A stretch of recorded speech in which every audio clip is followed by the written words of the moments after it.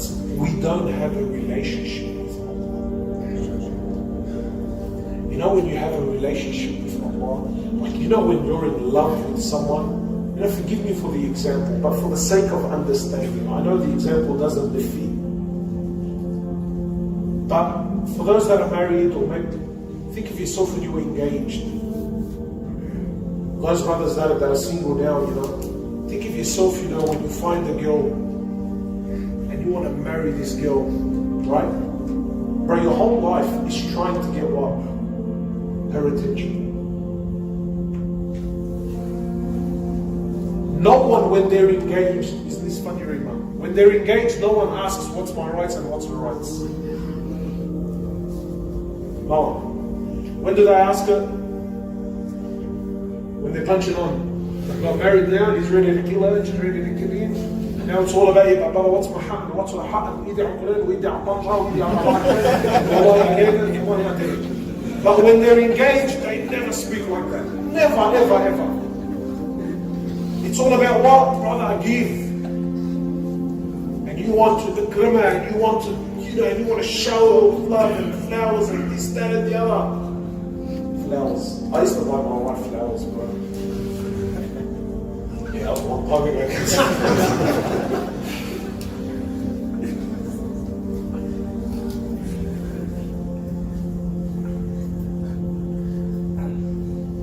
When you have a relationship, that's what you're thinking about. Wallah, when you're in a relationship, you think. And it's love, man. Why Allah is love? My mum till this day, she'll buy me plums that she knows I like. والله اليوم كنت بالسوق شفته وتذكرتك وبعرفك بتحبهم. It's love, man. What do you give Allah?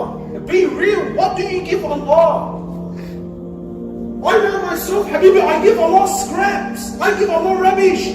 I give Allah what I don't want, what I don't need. Brother, come to the masjid. Well, brother, if I've got time. Just that language. Well, brother, I'll see. Yani really, I'm busy, cuz.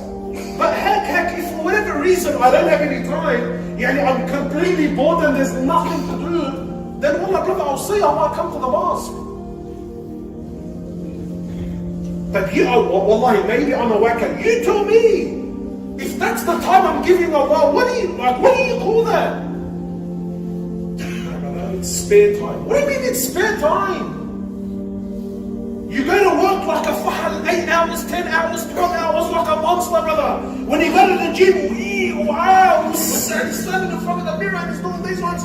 Brother, best of his effort. When he goes to sports, when he does anything, it's done with 3,000,000%, brother.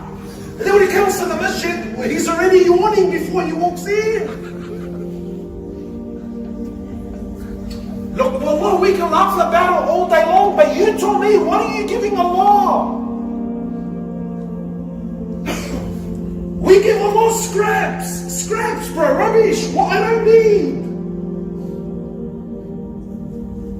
What, wallah, it's what I don't need, brother. I'll see, man, if I'm free. And then we wonder, brother, you know, why is the condition of the ummah, why is my heart dead? Why I feel like, bro, like, what are you, brother, the elephant's in the room. What are you talking about? You give, like, we give Allah again, so no one gets upset. Brother, I give Allah scraps, what I don't need. How do we give charity? How do we give it? Oh, what a calculation process. When it comes to charity, everyone becomes an accountant. The same guy when he walks to Louis Vuitton, he'll justify its mom. Remember that? I saw a guy in Greenacre was wearing a Burberry bag and he was driving the $800 car. His bag was worth more than the car. But that's because in his mind, that bag is more important. Trust me, he knows what he's doing.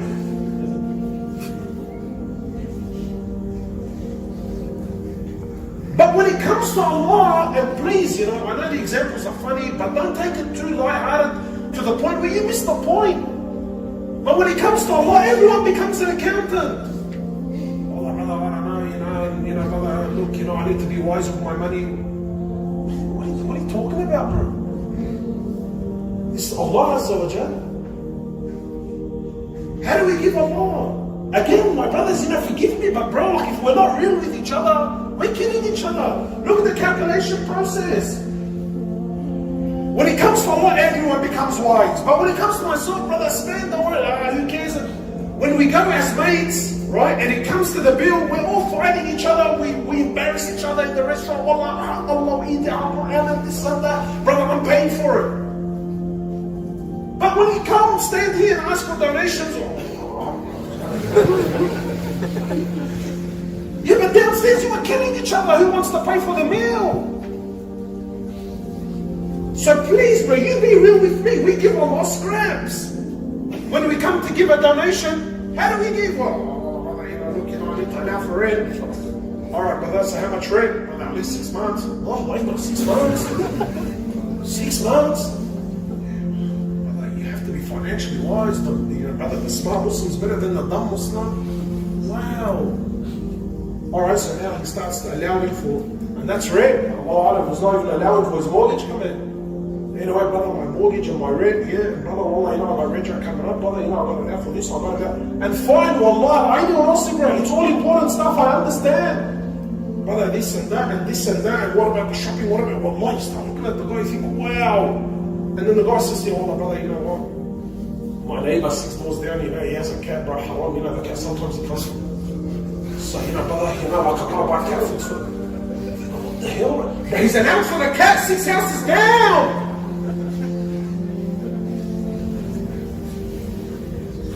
Now, after I calculate all this, now I look at what's left over, brother. Now, from what's left over, now we can calculate what from that I'm prepared to give Allah.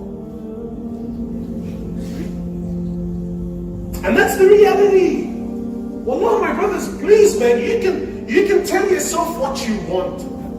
Be real with yourself. We give Allah scraps, and what do I want in return? What do I want? Brother, Firdaus al-A'la. You're like the guy that walked into the Ferrari dealership. He barely has enough money to buy a second-hand Corolla. He says, brother, give me the red convertible one there in the corner. Get out of here, man. Dude, honestly, who are you kidding?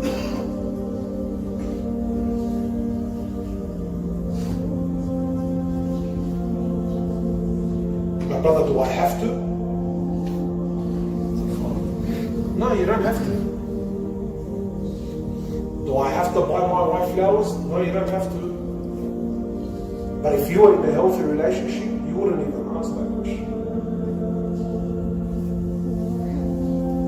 So Allah says, my slave keeps on getting closer to me by performing the nawafil, the things he doesn't even have to. He keeps on doing the nawafil until what? What a hadith. He keeps on doing the nawafil until I love him.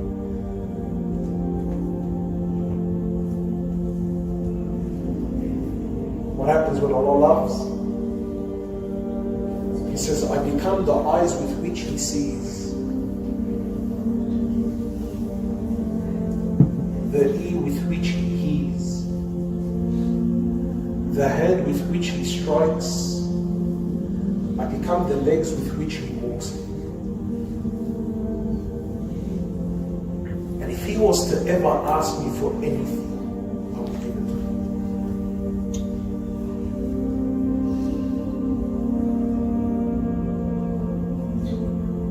That's love, man.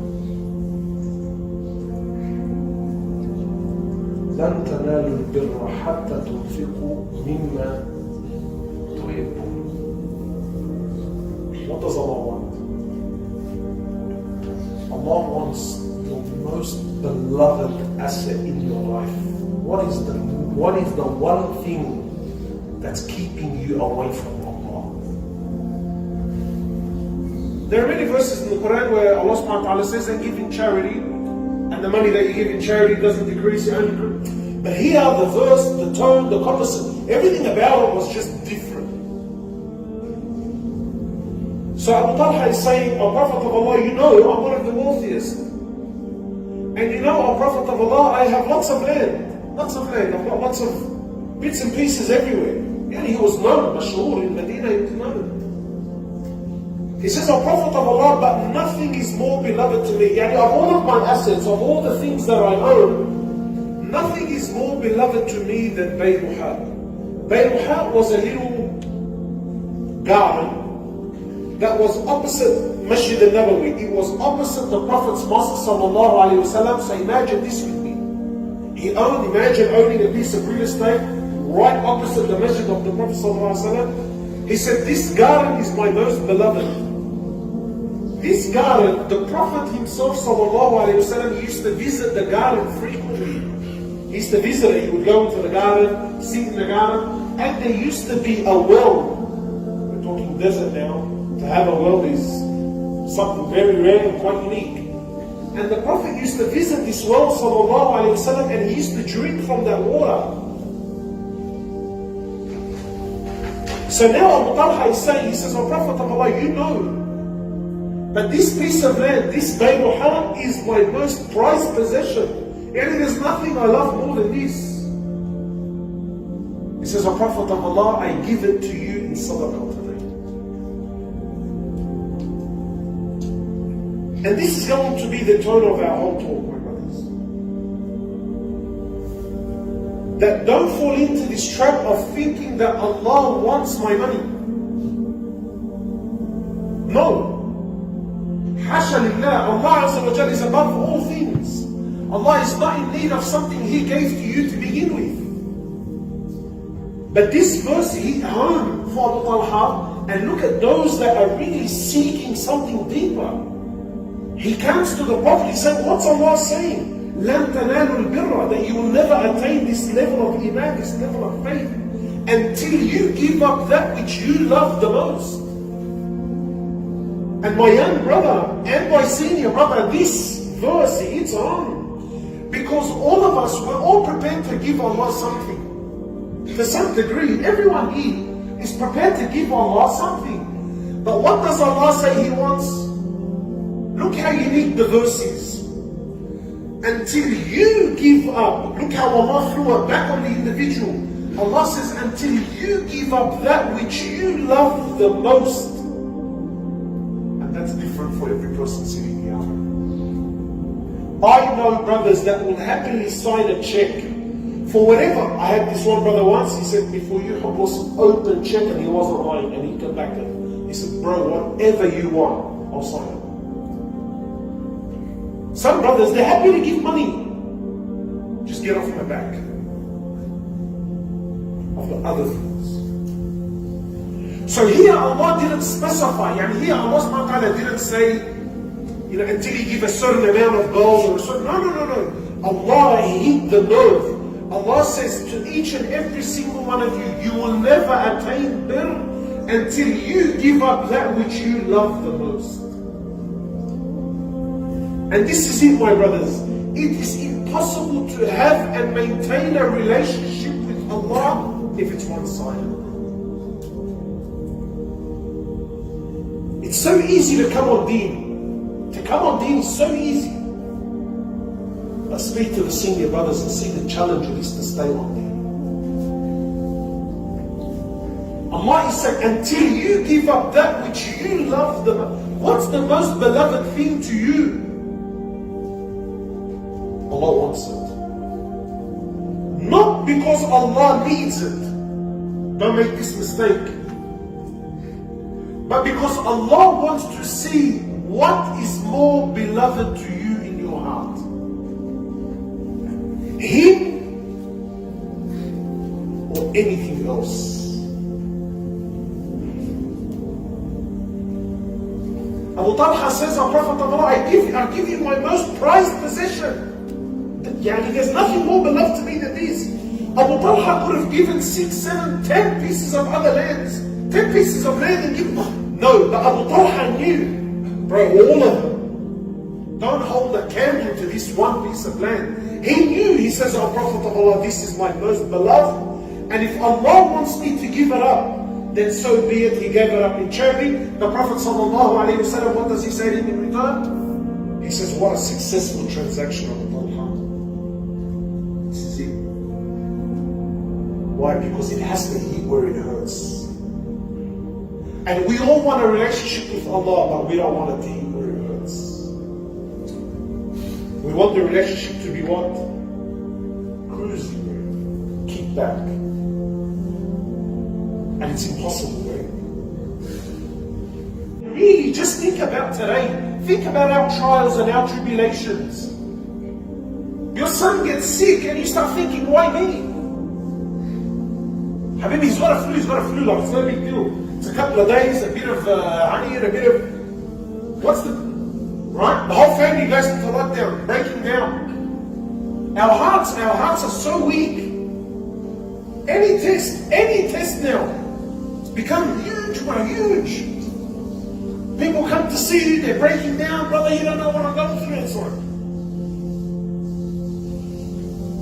Any test we're given, and it's shaking us to the core. Ibrahim waits, now he sees the dream, now he sees the ru'ya, and he knows as a prophet, the ru'ya isn't something, maybe there's a difference of opinion in its interpretation. He knows it's wahi from Allah, it's revelation.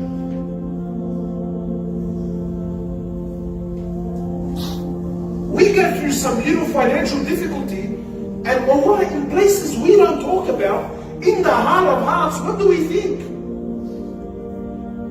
What do we think? You know, not that we intended, by Allah, I don't mean this, not that we intended, but I've heard brothers that say words, I know he's not conscious of it, but they're words of kufr, straight kufr. Now of course he's not disbelieving, but because he cannot comprehend his current test or his situation, but he starts saying words of kufr. And doesn't Allah have anyone else to pick on?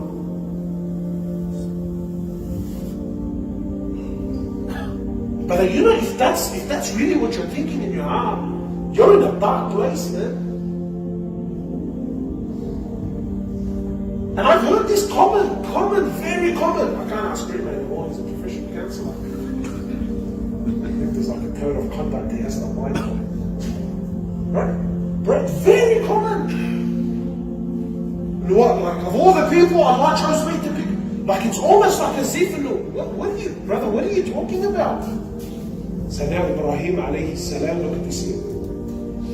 Now he comes to his son, he says, what do you think?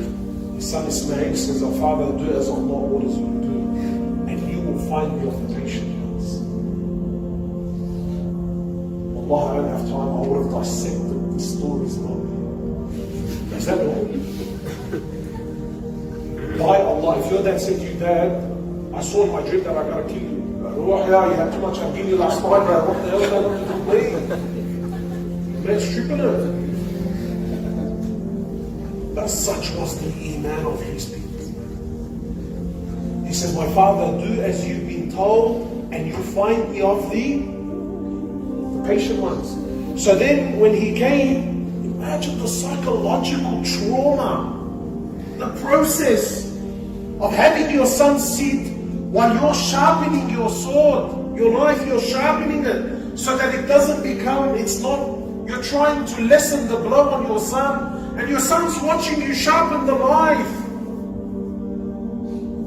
And you're sharpening this, and you know that Allah is telling you to kill your son. You waited 80 years for this. And so now he's sharpening his knife. And then he comes to his son and he grabs him. And then his son, look at the iman of these people. And then his son says to my father, turn me around. Meaning, don't look me in the eye. He says, I fear that if you look me in the eye and you come to put the knife on my neck, you may have a moment where you might hesitate. You may look me in the eye and you may hesitate. He says, so turn me around so that we don't make eye contact. And do what Allah's ordered you to do. And still now Ibrahim, now he's bringing his son, and nothing, but there's no angels, there's no nothing to tell him that Ibrahim, don't worry, he doesn't know. He's been given the order. Wallah, my brothers, I know we've heard the story a million times, but just for the life of But like, try to live it. Try to live, it's so easy to just say, yeah, well, brother, he's Ibrahim alayhi salam. When you do that, you kill the whole story. No, you kill the whole story. You kill it. Ya Allah, why are you doing this to Ibrahim? Of all the human beings on earth, why his son? Anyway, he grabs him, he puts him down, and look at the process. He puts the knife to his neck and runs the blade. Didn't cut. Then he ran it again. It didn't cut. Then he ran it a third time. Then Allah Azza wa Jalla says, Ibrahim, you've passed the test. We don't need your son's life. But لَن تَنَالُوا الْبِرَّ حَتَّى تُنْفِقُوا مِمَّا تُحِبُّونَ. You'll never reach until you give up that which you love the most.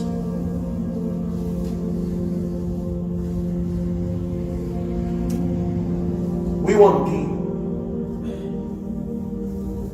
We want deen. But we don't want to pay the price. We don't want to pay the price for it. Everyone loves Allah. Look at this. Everyone loves Allah. But no one loves deen. Everyone loves Rasulullah sallallahu alayhi wa sallam. But no one wants his sunnah. Everyone loves Jannah, but no one loves death. Everyone loves money, but no one wants to work. Everyone loves women, but no one wants to get married. Everyone loves children, no one wants to father.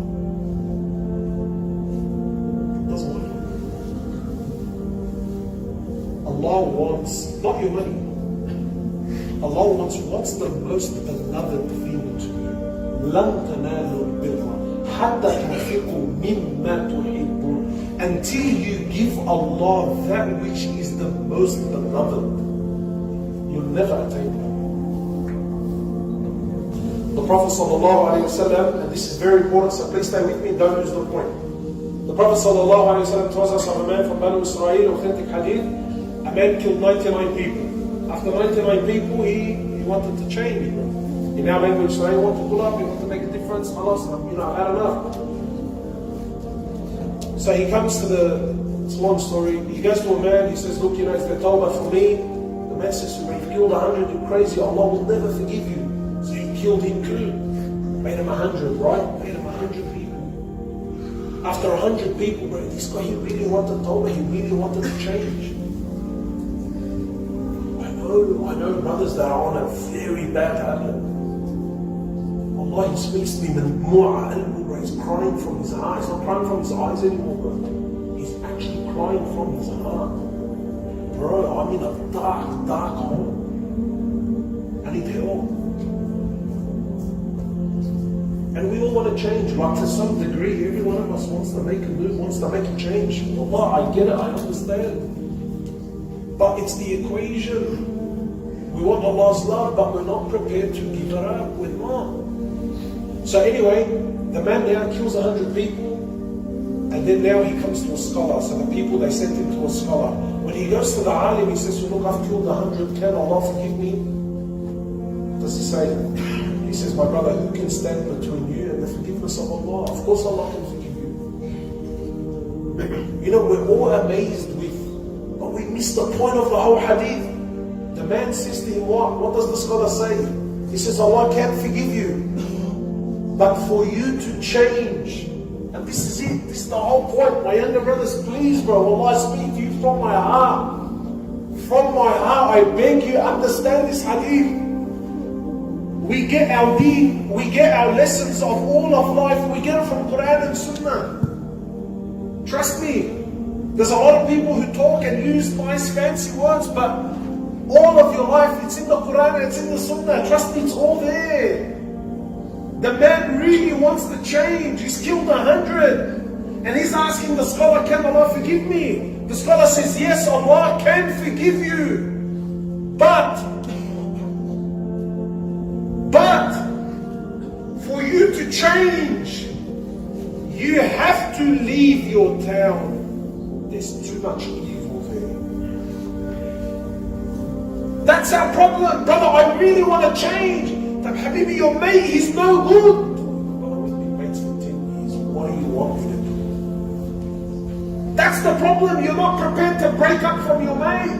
You're not prepared to leave the area. And you know, sometimes it may be an extreme thing. Sometimes in order to save your soul, to save your deen, you may have to leave town. Habibi, leave it. By Allah, it's nothing but an area code.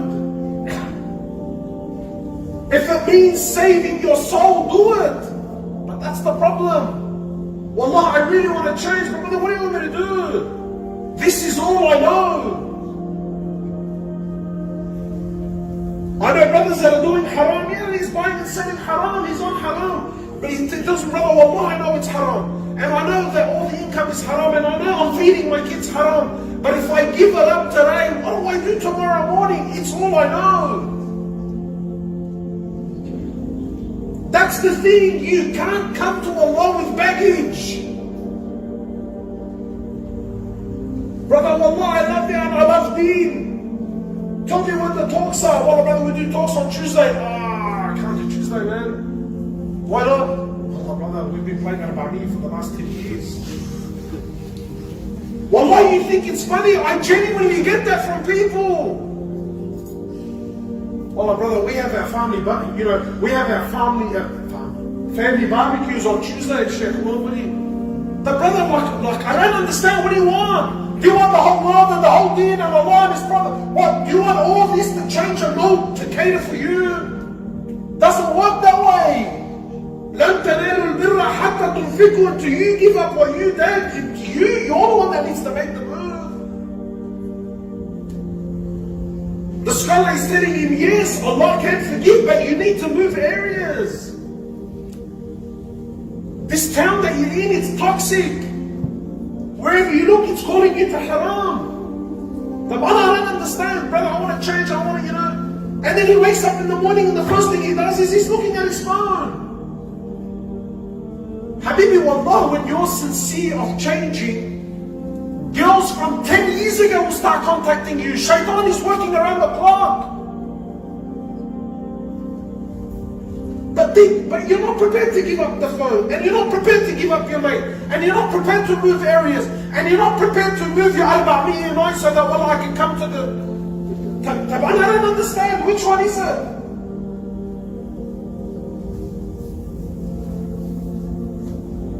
Which one is it?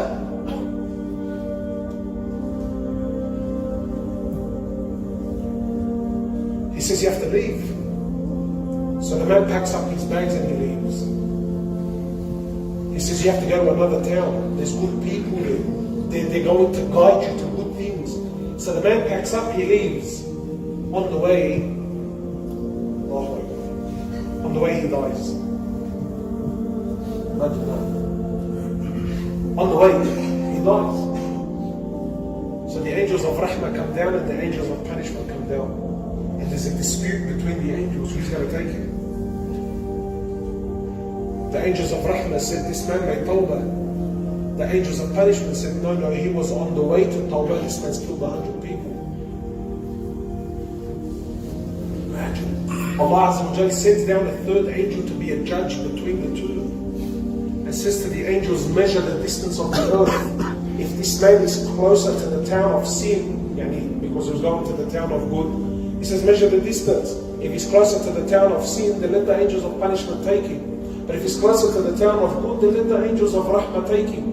They measured the earth, and unfortunately for him, guess where he was? He was closer to the town of sin.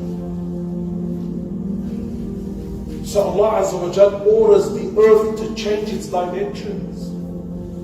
Is that normal? Allah orders the earth to change its dimensions until He made him one handspan closer to the town of Hud. This is a man that didn't pray a single rak'ah, he didn't make a single sajda. All he had was a genuine intention. But it wasn't the intention, it was the fact he packed up. It was the fact he took that road. And that's why, my brothers, if you die on the road of trying to memorize the Quran, Allah will resurrect you as a hafiz of the Quran. If you die on the road to Hajj, Allah will resurrect you in your ihram, saying labbaik Allahumma labbaik, even though you didn't get there. Why? Because you were on the road. You weren't that guy that was sitting on the wall thinking, yeah bro, that'll be hectic, but wallah, you know what, I'll see how I go.